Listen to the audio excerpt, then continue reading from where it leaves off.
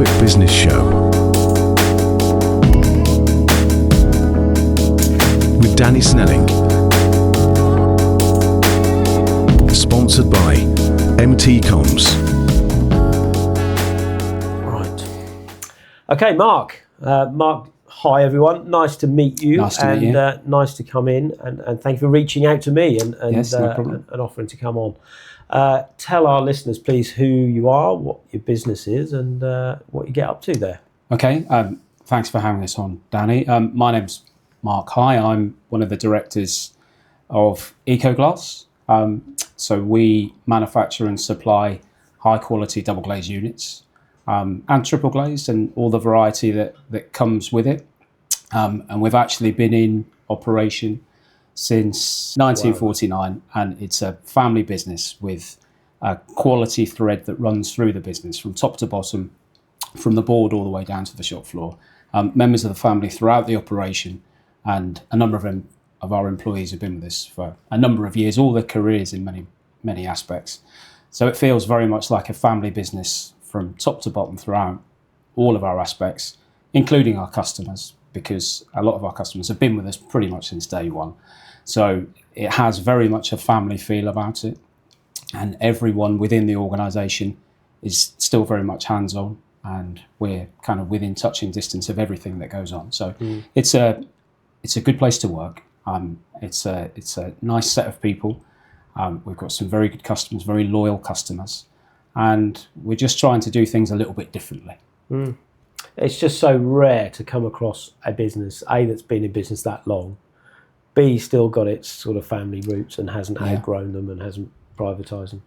It is just, so rare. I bet you could probably count them on two hands at least. I think Norfolk. You're probably right. And the owners of the business, Roger Middleton and Gabby Mendham, are very, very well known locally, and particularly in the fenestration industry, which is where we specialise in the glass. The what, sorry? Fenestration, that's the... I've never heard that term before. So that's the glass in kind of windows and fabrication, all yeah. that type of stuff. That's the umbrella term.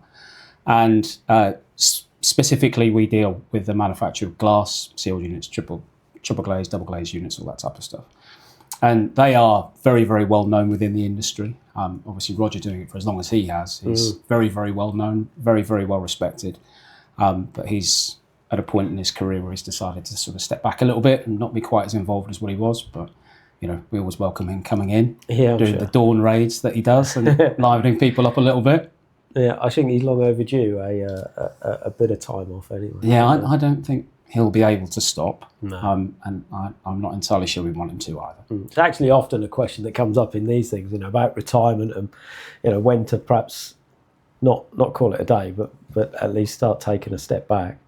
And so many people sat in that chair have said, I don't think I ever will be able to, because, and I think great, because everyone I know who said those words to me, they're retired, are sadly no longer with us. And, I think there's something subconsciously our brain tells us, that's it. I've had enough now. I'm retiring. I'm going to play. Doesn't matter how much golf you play. It's not having that purpose and reason and stress, if you like, to keep going. But when you speak to Roger, speak to Gabby, the passion for the business just comes through. Yeah. And I certainly don't think they'd want to step away. They're so very involved, very, very passionate about what they do, about the business, about the service to the customers. And of course, the wider family, our people, our customers, all that. It's a proper family business. Yeah.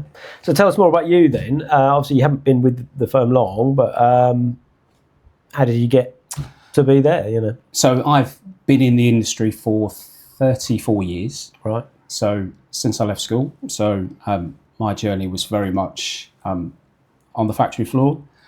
So I left school not really knowing what I would do next, and kind of it was one of those situations where my father made me get a job. He knew the general manager of where I ended up working. So I just got a job there, and it happened to be a double glazing company. Just happened to be. So I went in there at 16. Is this local? So this was in Kings Lynn, where I live. Yeah. And it was a large independent company, and I went in there on the factory floor. I was very limited to what I could do because of my age.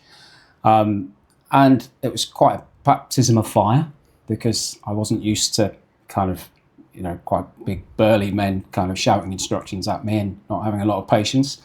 I would say in retrospect, it did me the world of good, because it taught me to react very quickly and listen. And just really by chance, and I actually think now as an older man, I think I was given a clipboard quite early on because I was rubbish at everything else. So they sort of said, there you go, have a clipboard, take that over there. And that kind of became the start of my career, really, because it then became really a case of just filling in as a team leader here and there. And then at that first job, I went through all the ranks and went from kind of team leader to supervisor to factory supervisor to factory manager and so on and so forth, until it actually went into administration. And I'd been there for 15 years. And that was all I'd known, and I'd invested all of my life into that. I'd decided that's what I wanted to do, and it was operations management. I was very, very much into it. Local business to me, because it was on my doorstep, so I was very, very much ingrained in the culture of that business. So that being taken away felt like my identity to a certain point had been taken away as well. That's all I'd ever known. This was 2007, so it was just sort of pre-recession. So I was quite fortunate that I had probably the opportunity of 2 or 3 different jobs in the same industry. All meant that I would have to travel a little bit further, which probably wasn't the most attractive option at the time. And then I had the opportunity to join a very, very large multinational company called Saint-Gobain, who also deal in glass and construction materials and all that type of stuff. And that really was the springboard for my career. Saint-Gobain are a huge, huge employer, head office in France, and they're the type of business that encourages innovative thinking, risk management, calculated risk, thinking outside the box, all the buzzwords that we talk about, but they actually mean it. And they encourage people to challenge the status quo. And I think that's when certainly my opportunity to really progress really kick-started. So I went from manufacturing into sales, and it was really through necessity. I needed a job. I knew the product. I approached it from a slightly different view, that I'd made the product. I'd managed people who made the product. So I knew all of the intricacies that went with it. I knew how easy it was to make a product, such as a sealed unit. I also knew how easy it was to make a faulty product. So I could have really quite honest and earnest conversations with clients. I think the fact that I didn't actually come from a sales background helped me, because I approached things from a very pragmatic viewpoint. And my ethos was always just to work on being as good as my word. If I shook hands with someone, I would make things happen. I would make sure whatever I did, that would happen.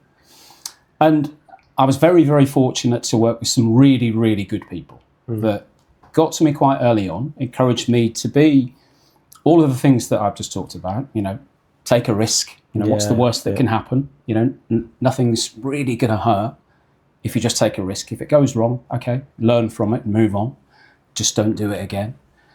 And to be innovative and find different ways to do things. Don't just keep applying the same method all the time. Try something different. And within that environment and the investment into me as an individual, the endless courses that you wouldn't possibly think would benefit me in the role that I was doing, things about how to public speaking and things like that, but not really in the way that you expected to. I went away to an Outward Bounds type course, and we spent basically 3 or 4 days watching people like Martin Luther King, Barack Obama, speech patterns, great orators, people who could really invite an audience in and get buy-in really early.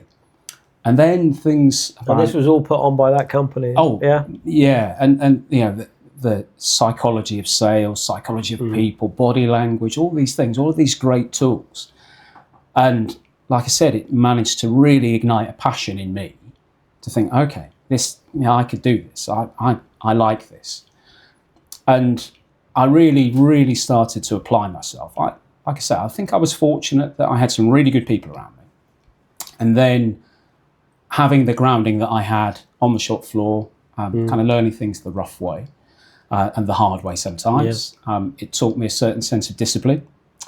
And then with the application of the learnings that I'd managed to get through Saint-Gobain, I started to develop teams and work and manage teams across a number of different sites, and travelled all across the UK. So we had factories in Scotland, in Kent, and kind of the Midlands, and spent a lot of time at all of those, building teams, sales teams, kind of working with those very closely, and the customer service teams. And Saint-Gobain continued to invest in me. The business started to take a slightly different approach. That historically they'd always been incredibly patient with certain loss-making businesses, and when I say patient, the money they would lose would be quite substantial in some cases, and the patience would last 2 or 3 years to get to break-even point. And that started to turn a little bit, and that lack of patience started to creep in, which is only right, obviously. And Saint-Gobain sold the parts of the business that I was involved into to an independent company, a very, very large independent company that was based in the Northeast, and I was part of the package that transferred across. And again, worked with some really, really good people. And they've got a really entrepreneurial owner, and it's a huge, huge company. They employ 700-800 people, manufacture 100,000 products a week. So it's a massive, massive company. But the owner is very, very entrepreneurial and something of a marketing genius. And I was there for sort of 18 months, 19 months or so. And my time with him, and again, that kind of almost maverick style that he had. And he's a very, very shy, unassuming gentleman, but he's something of a genius. And spending time with him, just picking up certain things, think, okay, yeah, he's got something. He knows how to just do these things. And my life is, obviously through this time, has evolved slightly. My children have grown up and are now at a stage where actually, they've got their own jobs, got their own careers, got their own lives and all that sort of stuff. And the prospect of me spending more and more time away from home with my wife at home on her own doesn't really seem right. No, were you Northeast, did you say? Were you up there? Yeah. So I was still spending a lot of time in Scotland and Kent particularly, and the Midlands. And the novelty of sort of spending time in a nice hotel very, very quickly wears off. And one of the things that this job has allowed me to do is make friends across the whole of the country. And I consider that to be a huge privilege, some of the people that I've met and spent time with. But I decided in my head it was time for me to get back to being more local, being a bit more responsive if my wife and my family needed me. So I reached out to Gabby and Roger and said, I'm thinking of having a change. We met at their house, which immediately endeared me to them because it's a slightly different approach. Met them, knew immediately that I really wanted to work with them, for them, build something with them. And they gave me the pitch and said what sort of company it was, what sort of people they were. I knew them anyway from reputation.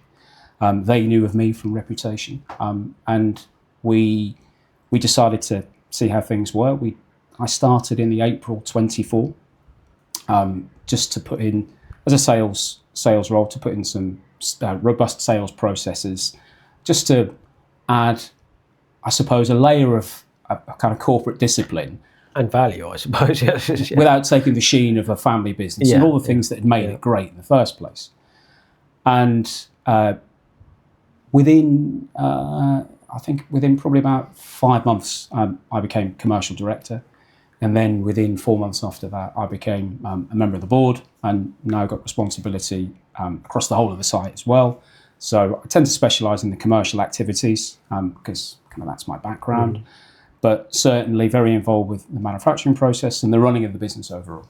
Oh wow, that is quite a phenomenal career, and actually nothing like my own. But I started on the shop floor as well in manufacturing, and it was there was lots of similarities there until you started going all over the place. But no, it is a very interesting background, and unique that you actually stayed in a similar career, throughout the time as well. Yeah. Because they are interchangeable, I would imagine. Yes. Although obviously it's great to have the knowledge and understanding of the product. I'm sure there are similarities between most manufacturing organisations, in terms of how they run and stuff. But yeah, that's interesting. So, in terms of the company, then a bit of their background, and obviously you've touched on the owners and when they started, but just a little bit of a background on the company as well. So Roger Middleton and Gabby Mendham own the business. Roger officially started with the business in 1964. He claims he was sweeping the floor much earlier because it was his father's business, right? Previously known as George Wilson Glaziers. So he was very involved with the business. He actually took over and became MD in 1995. So he's had it for 30 years under his ownership, and it's evolved massively over the years. It's one of these businesses, and if you ever come to site, and you're more than welcome to do so, you'll see that it's a site that sort of has clearly started off a certain size and then grown and grown, and we've bolted kind of... Where is it again? Sorry? We're Western Road. Yes, that's right. Yeah. So we're not that far away from the airport, and we've sort of bolted buildings on because we've outgrown the current premises. But there's been huge levels of investment. It's not just a kind of small backstreet company. It's a proper high-end manufacturer. And one of the things that Gabby and Roger said to me when I started was that they always do their business by stealth. And it's very much about reputation, word of mouth. They're the type of company that just get on with their business and get it done, which is great, isn't it? And it's great that you can... It's great if you can do. That you can do those things and people come to you. And I think, if I'm honest, and I think if they was to be honest, the level of people coming to us has started to slow up a little bit. The footfall had just started to slow down a little bit. So when I joined, I introduced some different things, and we became far more aware of what the market was, what the market needed. We decided to start to promote what our real values were and talk about the things that we really believe in. And the business at its core is all about quality products, quality service.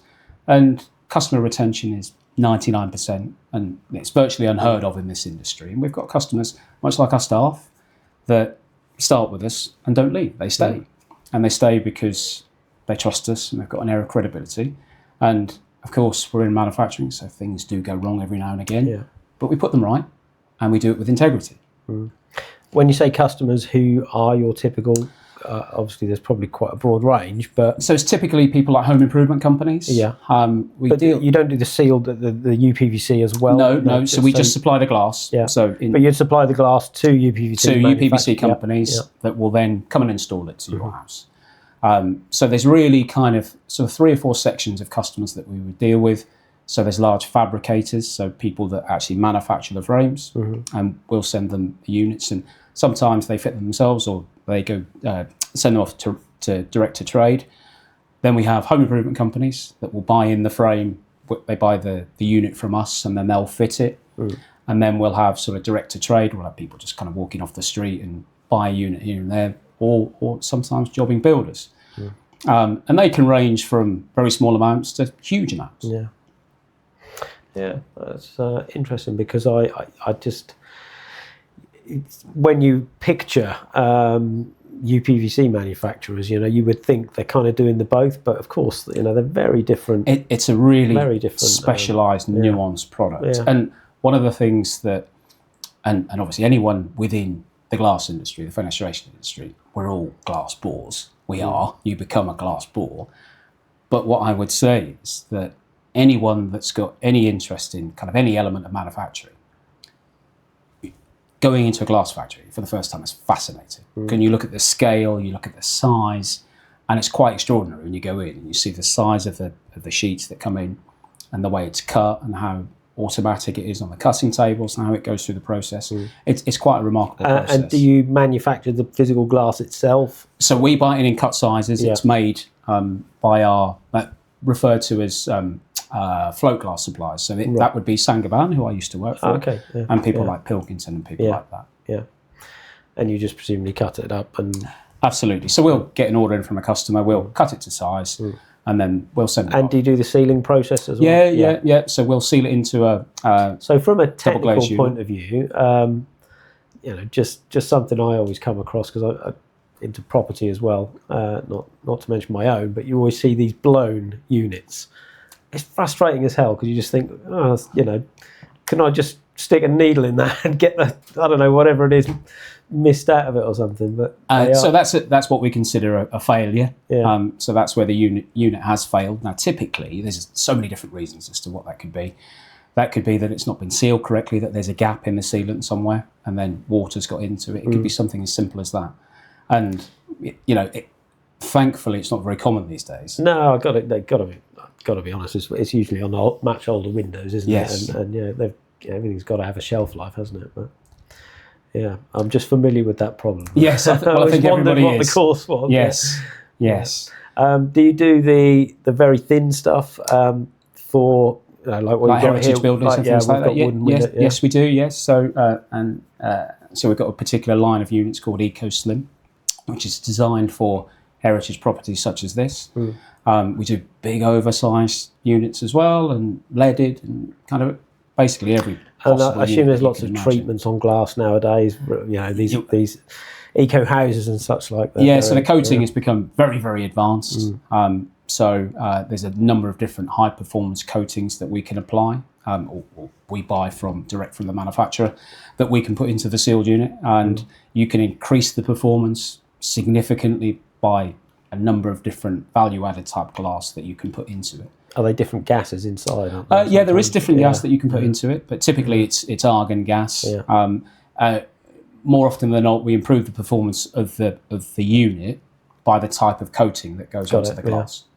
Yeah. All very technical stuff. You don't really think of it, do you, when you're just looking at a pane of glass? No. Yeah. And whilst it is still quite an automatic process, there's still real people lifting units. Yeah. And it's still quite a manual process as well. Yeah. And a delicate process. Yes, indeed. Yeah. Yes. So, in terms of the company and its size and how it's grown over the years, at what point did it become, oh my God, this is quite a big monster now? And yeah, so we employ about 100 people full time, and we produce more or less about sort of between 8,000 and 10,000 products a week. So it's a big consideration within the industry. There's a couple of very, very big companies that, as I said earlier, produce 100,000 units a week. We can never compete with those type of people, but certainly we can compete kind of at the second tier, which is really where kind of quality, I think, speaks for itself. We're not too big, we're not small, we're just where we need to be, and I think it's important to know our place as well. And it's not about being the biggest, but we can certainly be the best at what we do. And over the years, as a number of different companies who also produce double glazed units have gone by the wayside, we've got slowly bigger and bigger because we've acquired A, their staff, and B, their customers. yeah. So the business has grown and grown and grown and grown. And certainly within the last 4 or 5 years, the projection has just gone up and up and up.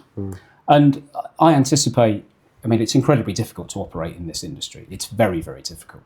But because of our standing, because of our reputation, I anticipate that we'll continue to grow and do it the right way, do it ethically. So we're not risking anybody's employment, we're not risking customers' warranties. We do it the right way, with integrity, with some ethics behind it. Yeah. Presumably it had a name change at some point. Yeah. So it was George Wilson Glaziers, and then Roughly when was that, do you know? so I believe officially it was 2007. It changed over to Ecoglass. So Because eco really wasn't a thing in the 50s, was it? not really, no. Not really a term you come across very often. And actually, so if you look at some of our social media profile, you'll see across all of our platforms, because we talk about 3 things really. We talk about sustainability, reliability, and transparency.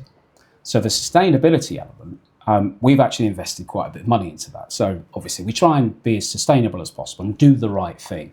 So there's solar panels, we've got electric fork trucks and things like that, which are incredibly silent, by the way. And all of those things, which are all great. But we've also taken that a step further. So about 13, 14 months ago, we started to look at maybe looking to do something about our carbon footprint, because obviously we use a lot of energy.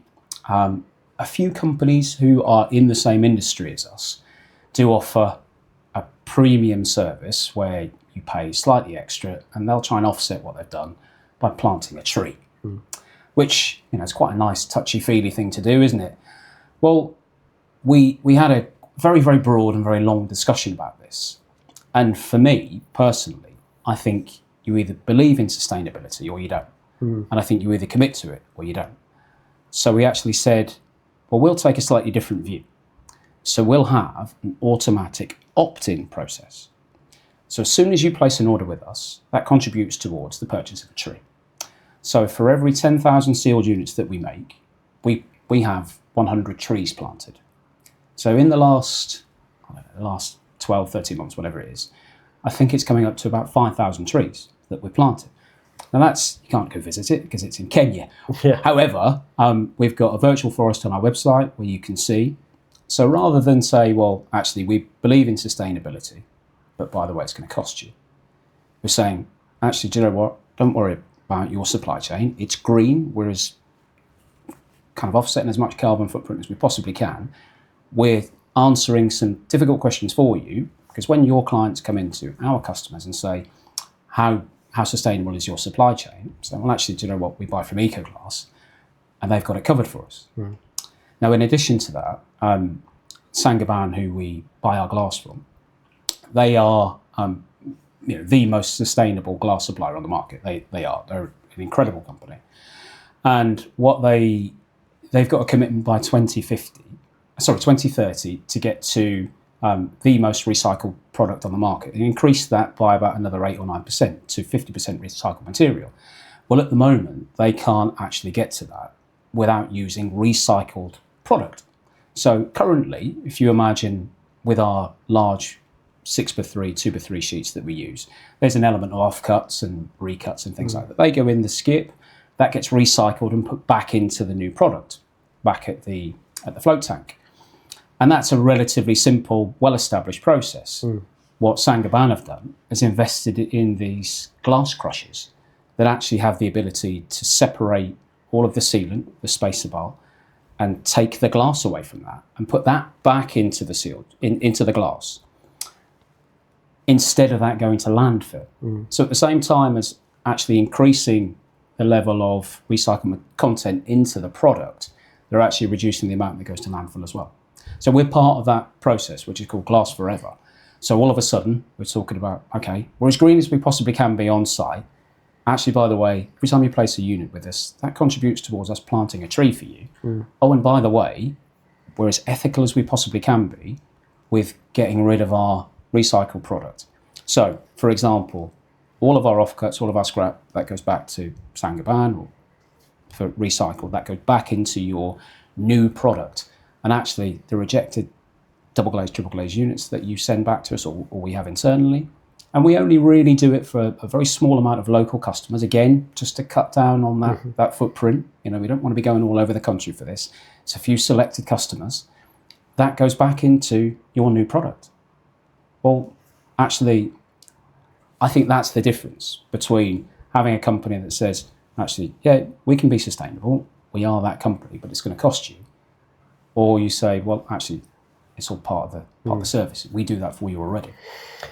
Obviously, that all does add to the cost, and you've consistently said you're about quality and everything else. How do you compare with the competition, be it the big nationals or in terms of price? You know, do you find it's often an issue, or do you think that most of your customers actually see the value in it? Yes, they do. Yeah. So what we've really done is bring that value service proposition to the very front of our discussions. And when I talked earlier about really what our service offer is, it's around 3 core themes, which is the sustainability bit that I just covered, transparency and reliability. So the reliability bit is the fact that Roger's been there since 1964. You know, there's not a man in this industry who knows more about making double glazed units than him. He knows pretty much everything there is to know. and actually could come and fit it for you as well. You know, he's something of an industry legend. So you get the buy-in from people like Roger and Gabby. Gabby, very similarly. Now, obviously, they're not as young as they used to be. Now, the best way for me to describe this is, I guess it's like going to Gordon Ramsay's restaurant. Okay. Now, he's got dozens of restaurants. You know he's not cooking at every one, but you know he's gone in there and set the standards right up here. So Roger and Gabby have instilled a set of principles, set of standards, that quality comes first. I get that, and I'm sure the vast majority of your existing customers get that, but there must be, and certainly while most other construction industry, for example, are tightening their belts, are feeling the pinch, and consumables and construction products have skyrocketed since lockdown, really.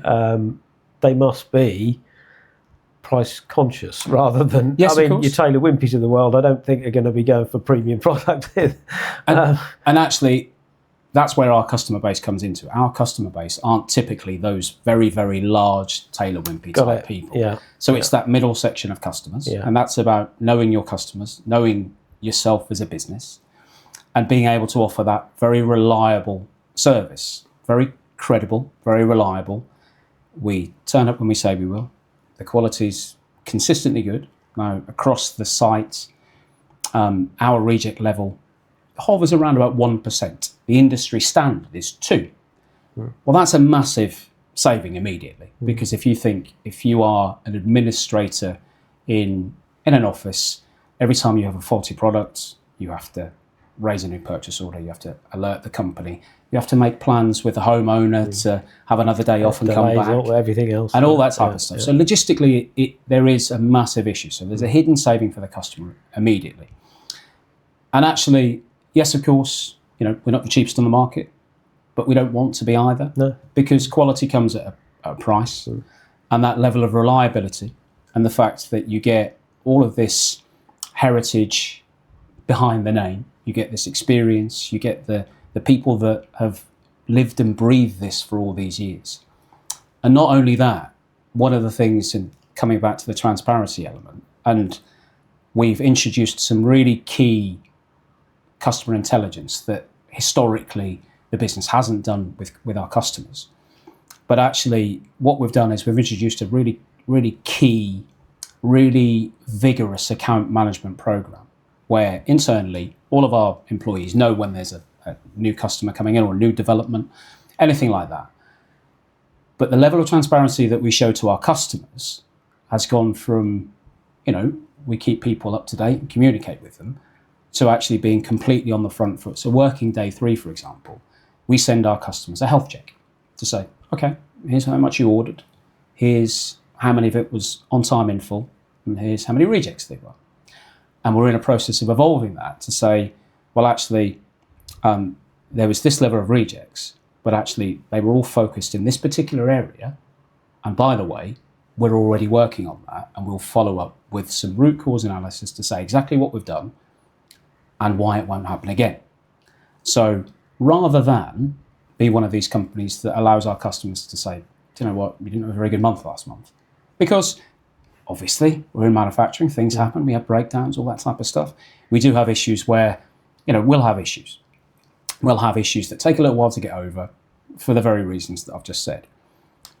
Those are the months that our customers don't expect us to send them the health check, because they think, oh, crikey, it's not going to be very good reading. So we won't send it. Good, bad, or indifferent, they get it. Working day 3, they can see it. And more often than not, you'll get a phone call from people to say, hang on a minute, I'm not sure that figure's correct. Or actually, can I just check that figure? We'll have a chat. And that's great, because it means they're engaged, that they're reading the detail, they're invested in the detail, and they actually accept the fact that we're prepared to have an open conversation with them about our levels of service.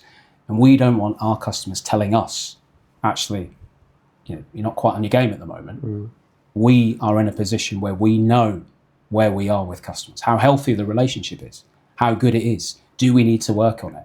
And we've got internal flag up systems where we can say, actually, do you know what, we need to do more. So we've introduced just some internal measures. So things like green watch, where we say to our teams, okay, here's a new customer, they're on green watch, this is a very positive thing.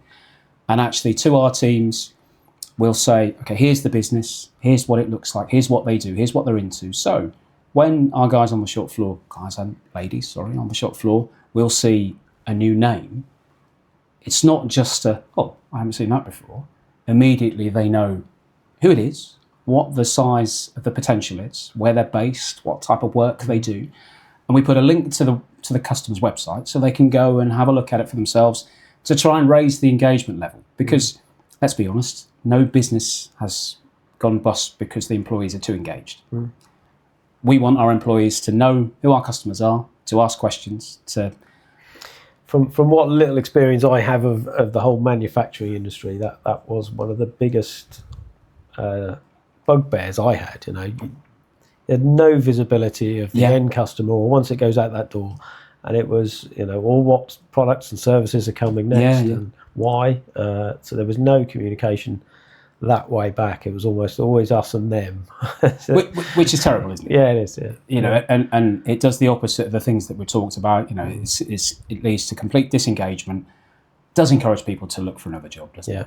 And actually, some of the things that we talk about, from paper to glass. When we do customer presentations, we talk about the journey from how it happens to your end product, from you sending us a simple order. And with our teams, we try and encourage them to understand the process again, where the new customers come from. And one of the things I've always been, hugely encouraging of is that when throughout all of my employment, particularly when I've been in a sales role, I've always considered that I work for the guys on the shop floor. They need to see me working for them. They need to know that I'm out there keeping their jobs. Because if people like me have a bad month, bad few months, the chances are it's those people that end up losing their jobs in the cuts. So I take the position of the sales person incredibly seriously. And we used to talk about it in Saint-Gobain as the corridor test, that you'd walk down the corridor where all the directors were based. And the chances were that one of them would call you and say, what are you working on? And really, they weren't really that interested. But they needed to know that you had kind of the elevator pitch ready. You had a set of potentials. We're working on this, doing this, and you were in a position to articulate what you were working on and that you had a plan. And actually, I kind of transfer that now to when I walk around the shop floor and when our teams see us, I encourage them to ask us, what's happening? Are our customers happy with this? Is there any new customers coming on? And the really good thing is when they remember. And when you'll see one of the guys and they'll say, "How did you get it?" Actually, How did it go with that customer? Did that customer, was that order okay? And that's when you know that the level of engagement is starting to creep in and creep up, and you start to get people invested and interested. And that's exactly where we need to be. Yeah, that is a very good company ethos, I think, and it's how all larger manufacturing, especially, should learn from. Yeah. So in terms of the employees themselves, obviously you've mentioned that there's some been there for many years. Yeah. I know you recently lost someone who'd been there for, I think, 50 years, wasn't it? 52 years. So yes, one of our directors unfortunately passed away just this year. Yes, but he was there from school all the way through. Yeah, it's crazy. And in terms of the split, if you like, because presumably you've added quite a lot of staff over the years. Yeah.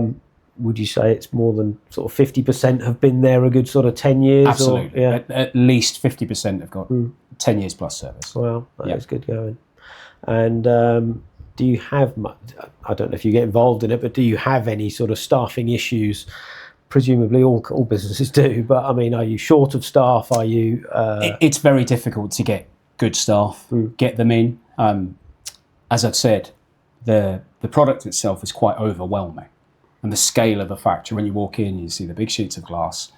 And I think, when we use an agency to help us recruit, and we do direct recruit as well, but it's quite intimidating when you think, okay, now I'll apply for that job. It's not far from where I live. Yeah. And then you turn up and you see the place and you think, oh, okay, this is quite full on.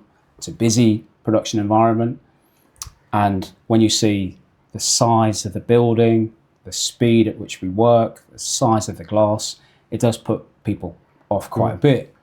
So we have, like everybody, we've had issues with recruitment. Thankfully, we're in a position now where we've had a real recruitment drive, some excellent work from our internal HR team, where we've got 4 or 5 really, really good people who've landed very, very successfully. We've done some work on our induction process and tried to, again, go for that engagement very, very early on to get people hooked quite early on.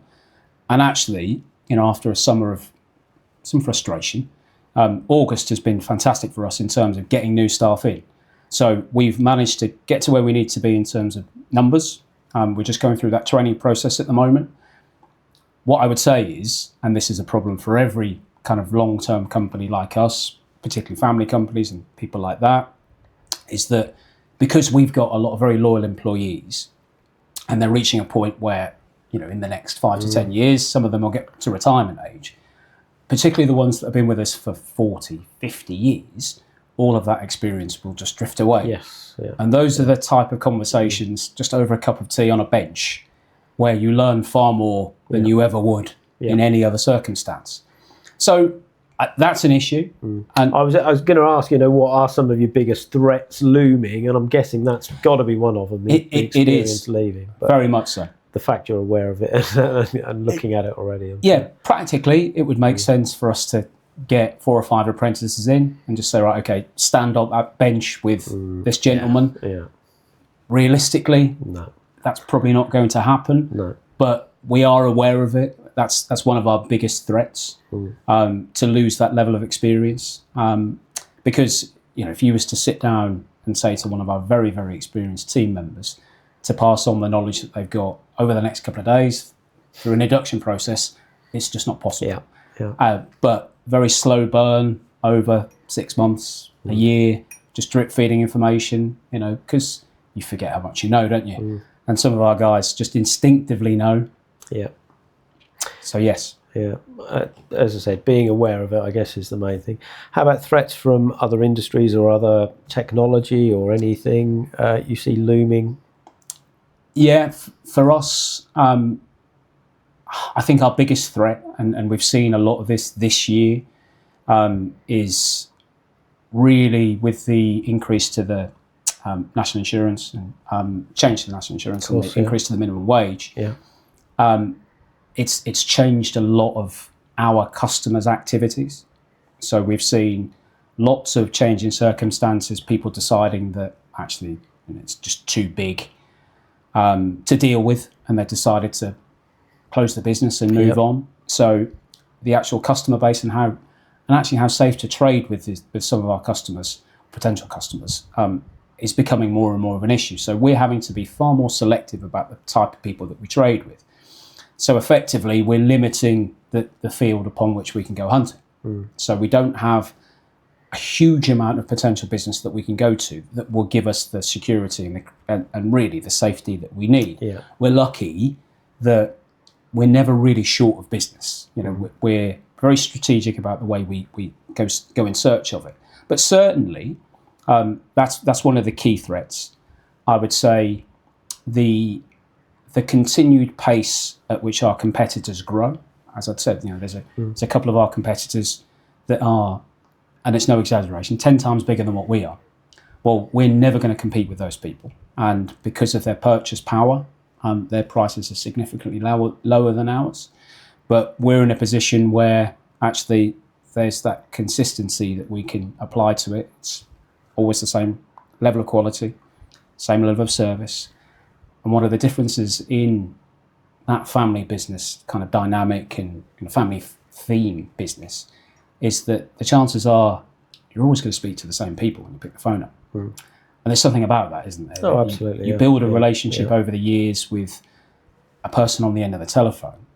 And actually, when you have a problem, you can go to get it sorted. And in a company that's multi-site and huge turnover, it's difficult to retain the staff. Whereas with us, we've been able to keep that staff. We continue to fight the threats that we have. Like I said, employment's been an issue. We've kind of covered that, and that will continue to be an issue. But we need to be on our game. And as I said, that's full credit to our HR team. in terms of the type of customers that we really onboard, those people have really got to align with our strategy and got to buy into what our principles are. Thankfully, there's no real shortage of those, and we don't have an awful lot of capacity, so we can be quite selective about the type of customers that we choose to engage with. Yeah, it's a nice position to be in. But we've still got to invest, and we've got to evolve, and we've got to continue to grow as our customers do. In terms of technology, has there been much change, I don't know, over the recent years? Is there much currently changing? Or Yes, there is. Clearly, AI is going to become far more involved with our industry, as it is with everything. One of the things that's very visibly different within our environment is that we've just introduced visual displays everywhere. So you can see basically how much product there is being made, how much product there is to make for the next day on the shop floor. So at each station, each key station where the manager's desks are, you can see exactly kind of a progress update, snapshot during the day, where they are, what they're doing, how many delays there've been, which may have been a little bit contentious at first, but that's more about reducing the delays and not about kind of really being critical of people. And we've been able to introduce that across the site, so we've got far more visibility, and on the walk around and things like that, you can see immediately, you can see where we are during the day, you can make decisions, and you can pivot far more intelligently with the information directly in your face. As you walk by, okay, we're in this position, we probably need to be aware of that and just plan for a couple of days ahead. And we've done something similar in our offices. So we put a capacity model in. So we've got screens to say, okay, traffic light system, okay, as soon as we get to amber, we need to start being careful. When it's red, that's it. The next day available for production is this day. So we've introduced that high level visibility, but we've got, within the factory, we've got glass scanners. So on our production line, so we've got scanners. And there's not many companies that do this because some companies kind of, I suppose their ethos on this is that they don't actually want to see all the faults that lie within the glass. So we've got a scanner that will scan the glass and tell us exactly where all the faults are. And we then make a decision on that piece of glass whether we choose to repair it or replace it. So we can see exactly what's wrong with that piece of glass. That takes a scan of that. So if we are happy with it, if, for example, we put that piece of glass through, we manufacture that into a double glazed or triple glazed unit, and that goes to our customers. Then our customers say, actually, that's got a mark on it. We can actually draw up that original scan. We can say, well, it didn't have. So we've got that level of intellect, so we can go back and say, well, actually, no, it didn't. And it didn't when it left us. And we can be sure of that because we've seen it. So things like that, you know, and obviously some of our machinery needs to be upgraded at some point. So we've got some investment there to do. And when that happens, it will be the latest piece of machinery and, you know, the latest upgrade to that. You actually mentioned a big outage or downtime. A bit of kit went wrong or something recently. Yes. So our toughening plant. So that's kind of the lifeblood. So when we were due to initially have this discussion back in May, we had quite a major breakdown with our toughening plant. So what that does, that makes the glass safety glass. So that changes it. That's heat, isn't it? Yeah, it is. Yeah. So you imagine it's, I suppose the best way to put it is it's a giant oven, and it will heat the glass up to about 750 degrees, and it's a pivotal process for us. So at least half of the product that we make all goes through that process. So through what seemed to be a relatively minor issue at the time, became a huge issue that resulted in us losing probably 3 to 4 days production because the machine had to be cooled down, which takes about 12 hours, had to be repaired, and we had to replace some rollers.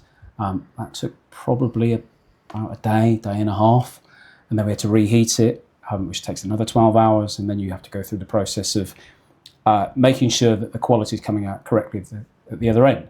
So that was a huge disruption to the business and to our customer base. And actually, one of the things that did, and it's notable that you mentioned it, we learned a lot about our people during that process, and actually changed some of our practices as a result of that. So during that time, everyone was busy. It's all hands to the pump, and everyone was very, very involved, and everyone had their tasks to kind of execute. One of the things that we did, and I would say, and I mean this as sort of nicely as I possibly can, it was quite fortunate that Gabby and Roger were away at the time, because it was a tough time. But I think what that meant was people felt they had extra responsibility and had to pull together more than they would have done normally. I think they would have just probably taken direction from Gabby and Roger. But one of the things that we did differently was we had kind of daily Cobra meetings, really. 10 o'clock and 2 o'clock, 10 minutes, boom, boom, boom, round the table. Where are we? What are we doing? What's your responsibility? Right, okay. And at 2 o'clock, right, those things have done, or I need some help, etc., etc. So we went from being a business that had a weekly review on a Monday that could end up being an hour and a half, that, if I'm honest, people would come out of it slightly demoralised, because you'd think, crikey, I've just lost an hour and a half of my life. And actually it's away in the boardroom, and it's away from a job, and people are itching to get away. And you think, okay, I'm not entirely sure that works. But actually that 10 o'clock, 10-minute session, that 10-minute 2 o'clock session in the production office really worked, because it was in the hotbed of all the activity, where everything was, everyone's standing up. So it doesn't lend itself to sitting down and taking time. So we changed that and said, well, actually, one of the things that was born out of that, one of the things we learned, was that it makes sense to have that meeting shorter in that office. It's more dynamic. We can respond quicker, and it makes better use of everybody's time. But that critical breakdown that we had, it allowed us to realise and really put in place some essential crisis management processes. How about, obviously you can't plan for every eventuality, but and certainly you probably wouldn't want two toughening machines, but did you find a workaround? Did you find someone else who could do the toughening process? We did, yes. Or something like that? So we have a number of supply partners that can assist us with it. So for the days that we was down, we had one of our contemporary suppliers with product. Thankfully, by the time they'd given us the kind of relief product, by the time that come in and we'd manufactured that, we'd more or less got the machine up and running. And what I would say is that our customers didn't really see the difference. And one of the good things about being consistent with supply, typically, is that you're allowed quite a lot of goodwill when things go wrong. And our customers were incredible. And they were incredibly grateful that we kept them up to date. Well, I guess it's all about communication. Absolutely. And keeping them in the loop, yeah. So they were very forgiving and very considerate, and communication was key. We told them, they told their clients. Everyone was incredibly patient and very considerate as well. So I mean, we've already touched on, you think it's going to continue to grow, but any big plans for the future or anything? So there's some... Anything you can sort of talk about? Or I can't go into too much detail, but there definitely will be some sort of significant investment in the next couple of years that will continue to allow the business to evolve and improve our service offer. There's some different initiatives that we will absolutely start to roll out. One of the things that we do, and we talk a lot about our values and our vision, mission, and all that type of stuff, and our customer charter. We will start to do a lot more on our give back promise to the community. So we'll start to do a bit of work around that. And one of the things that will start to manifest itself was in September, as in partnership with the local colleges, we're going to be going around and speaking to, I think, 4 of the Norwich colleges to talk about really operations, sales, management, marketing, particularly within fenestration, because it's not a particularly glamorous environment to come into. It's also one that I've never heard of before. Indeed. But it's important to remember, it's not just about manual, lifting pieces of glass and loading lorries. It's all of the discipline practices that go with it, the robust business practices, so sales, marketing, finance, operations management, all that type of stuff. So we're going to be doing that, and there's some other things we've got. We've just had an apprentice working with us as well for the last month, just doing some kind of just during the summer holidays, just to start to get into really understand what we do and the world of business. So certainly we'll start to look to give back to the local community a little bit more, get a little bit more involved socially. We will absolutely invest in the kit and machinery because we need to, and that will help us evolve, and we'll continue to grow.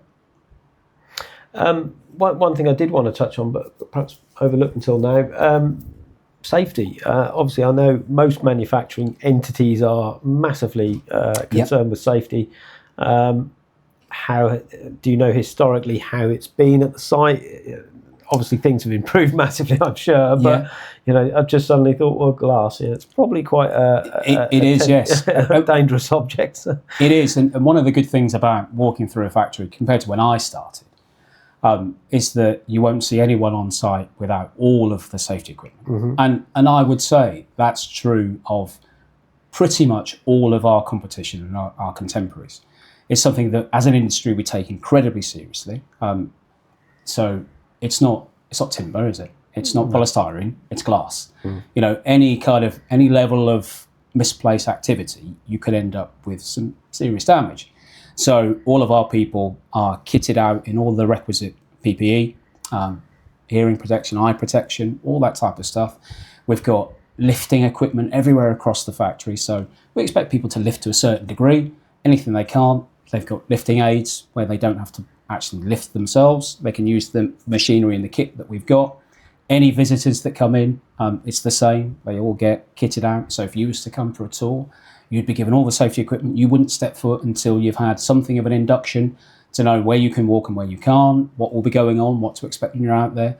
And all of our people, that new intake that I was talking about that have landed very well, they've all had that health and safety training, because some of them might be new to glass. They might never have touched glass before. So we'll go through that process. So everyone that lands on that shop floor will know, A, you don't enter the place without all of the requisite PPE. Everyone has to wear it. And B, you respect glass, you know how to handle it, you have to be aware of it. And like I say, it's something that we take incredibly seriously because you have to have the right element of respect. And thankfully, as I said, all of our contemporaries in competition are exactly the same. It's something the industry takes very seriously.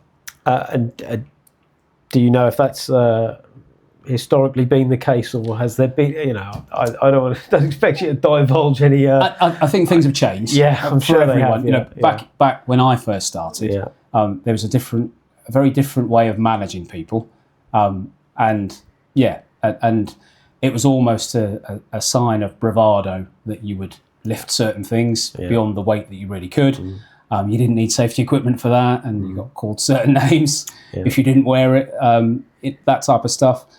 So I would say it's something that everyone takes very, very seriously, because we all come to work with the intention of coming home safely as well. And we want all of our employees to be all on the same page. It's an industry that has historically, if you was to kind of go back probably 25, 30 years, you'd have probably seen some things which, if we view now through the lens of what we know, you think, crikey, how's that even happened? Yeah. But the reality is, they got by because they were trained professionals and they were sensible, and they kind of got used to operating in that environment. But thankfully, it's an industry which has really woken up, takes it incredibly seriously, takes the health and safety of our people incredibly seriously. Yeah, well, I'm sure that's a thing of the past anyway.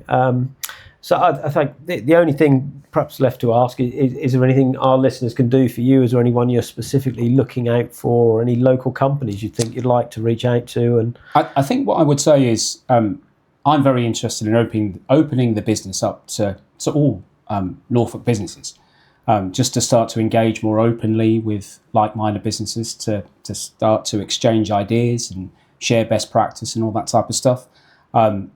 People are very welcome to come along and have a look at what we do. And obviously, it doesn't have to be potential customers. It can be people that share the same sort of problems that we have, and we can get together and talk about the best way to solve them.